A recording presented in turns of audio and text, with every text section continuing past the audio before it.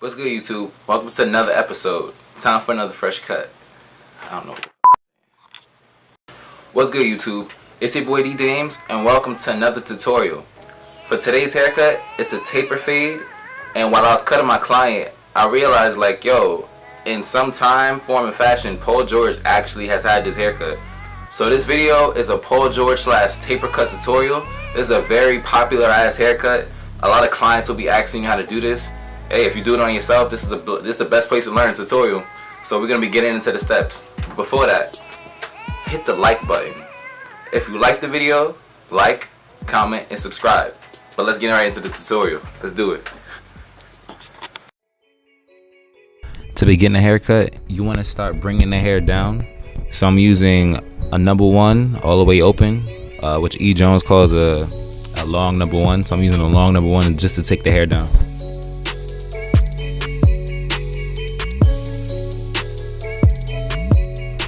When cutting someone's hair that has waves, you always want to be careful in which the motion you're cutting the hair in. You want to go with the grain in most cases. With the grain means that you're following the wave pattern. You don't go against it. But in some cases, you can go against the grain if you feel like you're not cutting enough hair with the grain. But you want to be careful, especially around the crown area. The crown is about like the top of the back of the head. Those waves grow on a swirl motion, and if you go against the grain, you can take off way more hair. So just be careful in the motion in which you're cutting the hair. Most times, go with the grain.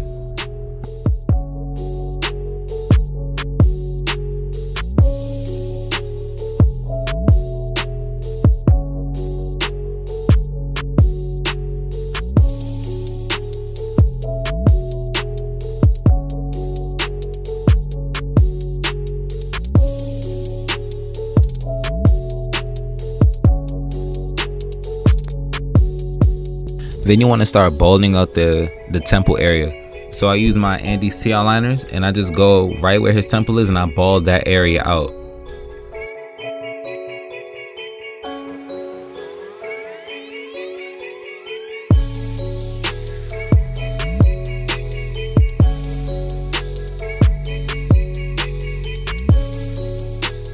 After that, you want to take your clipper and with the lever closed, go just above the area you balded. Now, depending on your client's hair, you can have either large or small guidelines. I decided to go smaller guidelines on my client's head with the lever closed. But again, go lever closed, use the corner of the blade so you don't go too high and you'll be straight.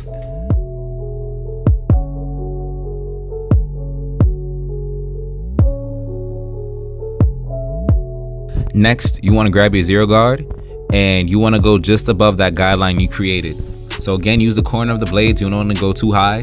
You want to blend it out. When you're doing a taper fade, you never want to go too high. Usually people like to keep those areas dark when it gets to the top of the head.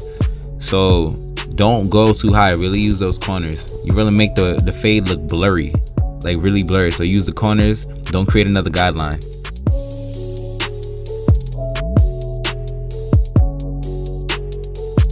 Next, grab your number 1 guard with the lever closed and you want to go just above that area you went over with the zero guard. So in this case, you see I'm going against the grain and then with the grain. This is so I can accurately blend this out. Sometimes it's really hard to cut the hair when you go with the grain. So you can either fade up against the grain, that's fine, or you can down fade with the grain, it doesn't matter. But in this case, you want to remove bulk, use the corner of the blade, so you can really see a transition from light to dark.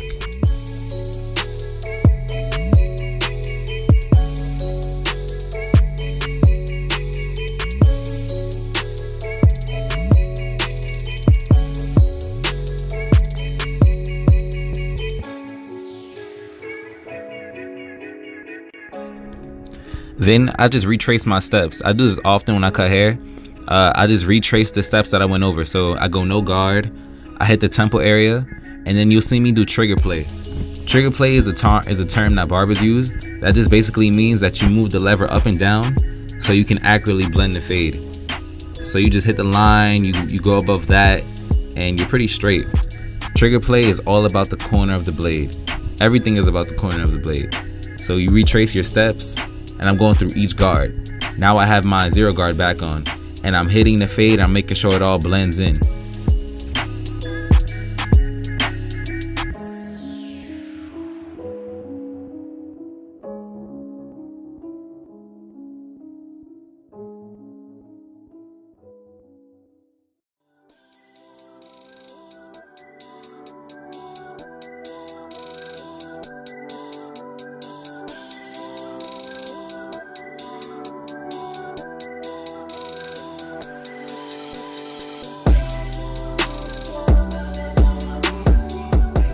I don't know if y'all could tell, but that fade is starting to look really blurry to me. You always want your fade to look blurry, and you can achieve that by retracing your steps. Don't just do the steps one time and think you good and move to the next area. No, really take your time and redo the same steps that you went. But you want to be careful. You don't want to go higher than you should. So always be careful.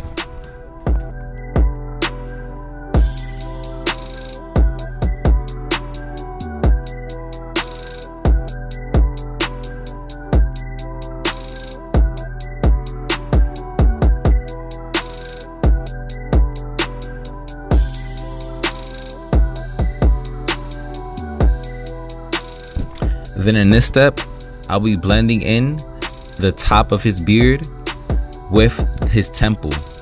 Now this is a very important step. I see a lot of barbers, maybe they're inexperienced, I don't know, but they'll just leave like the top part of his beard, like the sideburns, dark. So you have like a light ass fade that's crispy, and then you have like boom, like this dark ass sideburns. Like no, blend it in. You always want to blend in your client's sideburns to match the fade. It just makes the haircut look that much better. So I'm going through each guard. I had no guard on initially, then I put my 0 guard, then my 1 guard, and then I use my Andes T outliners to start shaping it up. So when you're shaping up a client's beard, you just want to tap it similar to a hairline. You don't want to go extremely hard and like push back more hair than you meant to. So just tap the line, and then you want to make a C cup. So that's the line that's on his sideburns. You want to make it a C. So be careful when doing that. You don't want to dig in too deep, but it's really easy. Just blend everything in. Make the haircut look consistent.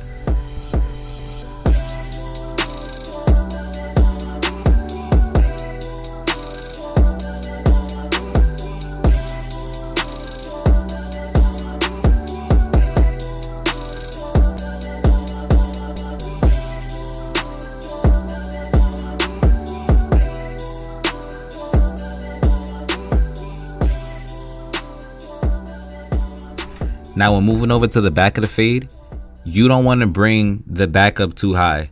Usually I leave the back when I'm doing a taper on somebody that has waves or dark C's or whatever.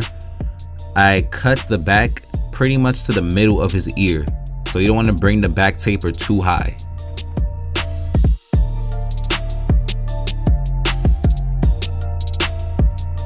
And then similar to the side of the fade, you want to go no guard, the lever all the way closed, and you want to make your initial guideline.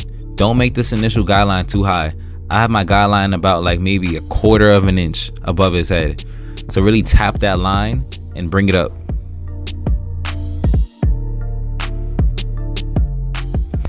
Next, you want to open the lever and go just above that initial guideline that you made.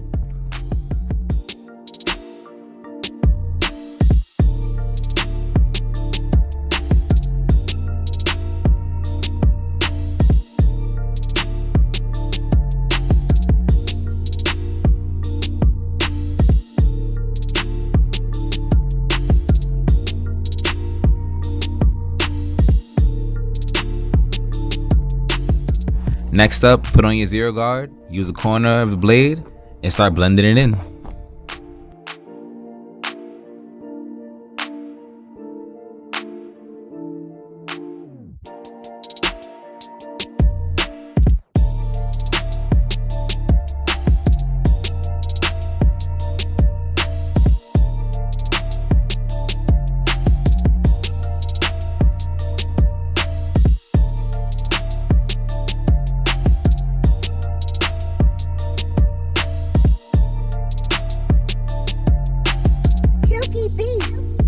So as you can see, I still have my 0 guard on, but I'm using trigger play.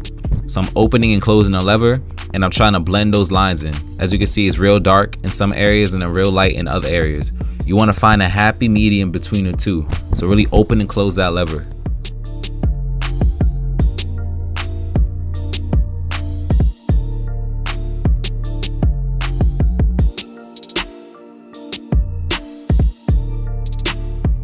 By now, I hope y'all catching the trend. The back is not that much different from the side of the fade. Now I have my number 1 guard on and I'm fading up.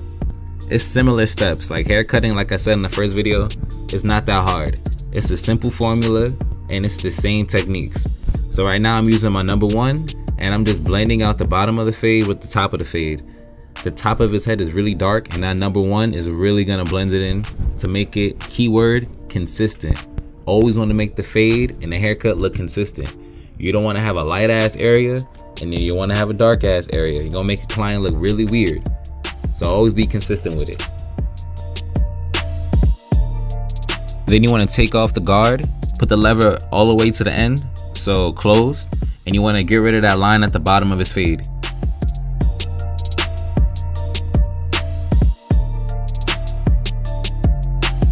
Chuki beat.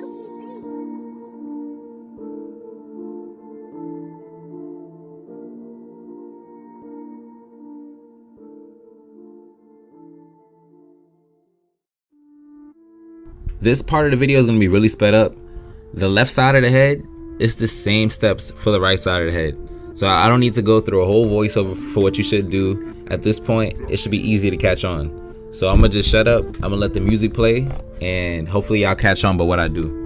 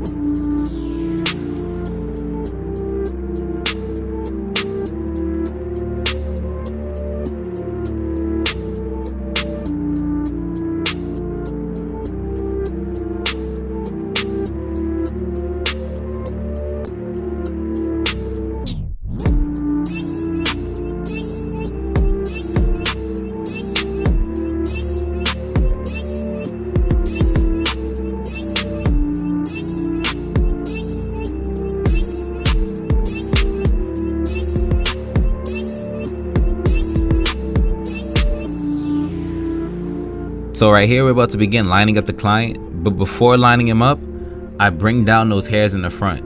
You want to prep the hairline. When you bring down the hairs in the front, it makes it that much easier for you to line it up, and it looks way more crisper. So that's a perfect step for you guys, and that's something you all should be doing. So when lining up a client, you want to tap the line. I don't know if y'all can notice, but my client has a widow's peak. You do not want to go in the same direction as the widow's peak. You're gonna have your client looking like Vegeta. When I first started cutting hair, again, I don't have a barber's license, I'm self-taught. My homeboy has a widow's peak, and I went with the line. I kid you not, he looked like Vegeta. Like, he looked crazy. So when you cutting somebody or when you lining up somebody who has a widow's peak, you kind of want to push that line back. Otherwise, you want to tap the line and don't push the other section of the hair back, just the widow's peak.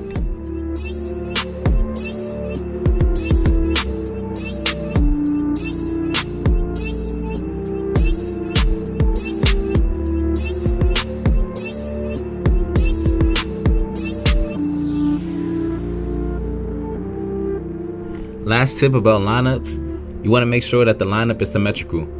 If the left side of his line doesn't match the right side, you have to fix that. Don't have one section looking wider or longer than the other. Make sure it's all symmetrical.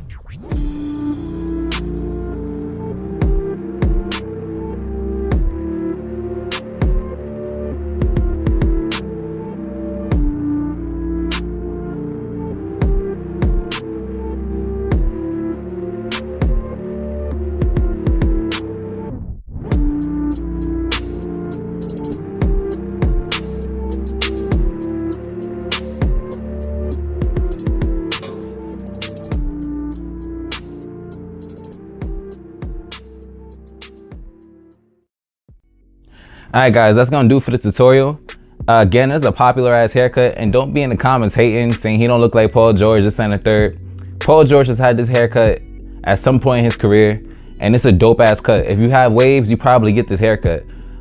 If you like the video, like, comment, and subscribe. I have way more content on the way.